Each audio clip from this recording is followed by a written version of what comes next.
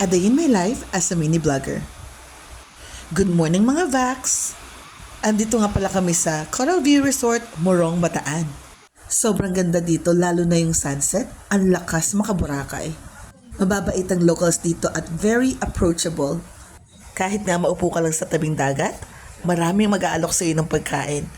Kaya naman, to support the locals, bumili ako ng pusit, dilis, tuyo, at di ko alam tawag din eh. Mas magandang pasalubong to kasi pagkain para sa pamilya ko. Pagkatapos nito, pumunta rin kami sa Pamulaklaking Trail dito rin sa Morong, Bataan.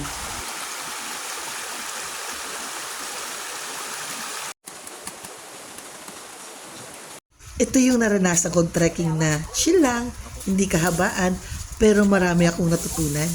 Napakabait pa ni Kuya Roy.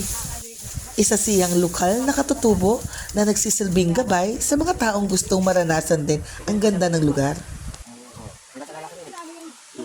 Sabi ni Kuya Roy, rubber tree daw to. Lawaan tree.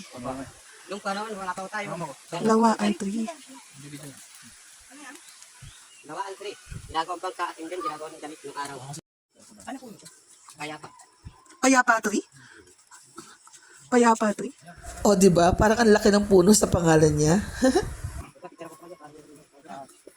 Sobrang iniingatan talaga ng bawat katutubo ang lugar na ito kasi lagi nilang nililinisan at kaaya-aya sa mga taong gusto rin masilayan ang ganda ng lugar.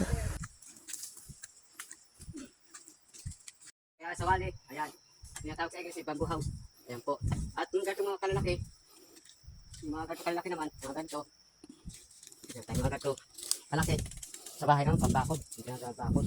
Sa bahay. Stera. Ayan o. Monstera po yan? Opo, ito po. Monstera. Mahal yan pag nabibili sa Manila. Ito lang. Malukuyaman, gamot naman sa ngipin. Ang ngipin namamaga naman. Para mawala yung namamaga, ilalaga mo lahat. Imumog para mawala yung namamaga ng ngipin. Ito yung ginagawang bunga. Pag matanda na, ito yung dahon nito. Nagbubunga siya. Pag naging dry na siya, bibiyak at lilinisin. Yung ginagawa pag matanda na, di ba nga nga? Yan ba yung ginagamit? At dito, marami rin may dahon sa mat. Apakita ko sa inyo sa mat. At ito lang po yung bawal. Bawal? Ito po yung samat to. Ito po yung samat. At ito lang bawal lang to sa babae. Bawal? Ano bawal? Yung buntis, pwede pagpalaglag. Ay, ligad. Opo. Ito po, kaya suma. Suma? Pero sa English po, yellow pine, katilagay yellow pine.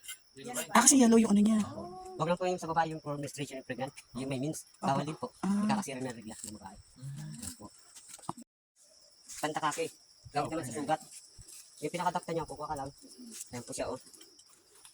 At yung kasama ko, balak pa atang gawing cutex yung puno. Pantakake ito po. Pang cutex yan. Dito. Kasugat lang po. Ang cutex.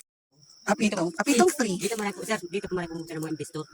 Para sa ganito ka na? Oo. Kasi mabilis eh. Kaya nga ayaw namin pag Giho at bingas. Giho tree and bingas tree. at yung ginagawa nila sa Pinas, mayayaman. Yung mahilig yung kumuha ng ano, ng ilalaga, di ba? Yung Kulot-kulutan? doktor sa kanila, malapit ka naman hanap, palalakarin ka pa ng doktor sa kanars. At ano, dito po, ilalaga lang.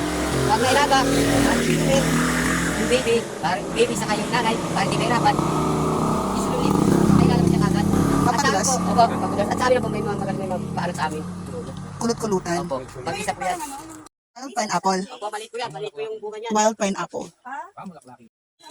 Singkamas gubat, kuya. Singkamas yan. Nagbubunga ito, April, May. Malilit lang po siya yung Singkamas gubat. Singkamas gubat. Na-appreciate nga namin si kuya dahil sa bukod sa marami kaming natutunan sa kanya, ginawan din niya kami ng regalo. Sabi niya, baso daw to na may straw. Siguro ito yung ginagamit nila sa kanilang lugar. Sana ma-maintain natin at ng gobyerno ang ganitong mga lugar. Kasi bukod sa tourist spot na to, makakatulong dito para hindi bagbaha sa ibang mga karatig bayan. Kasi maraming puno rito. O siya, kailangan na namin umuwi mga Vax. By the way, please share, like, follow, and mag-comment na rin kayo kung nagustuhan niyo ang aking video today. Salamat! Hanggang sa muli!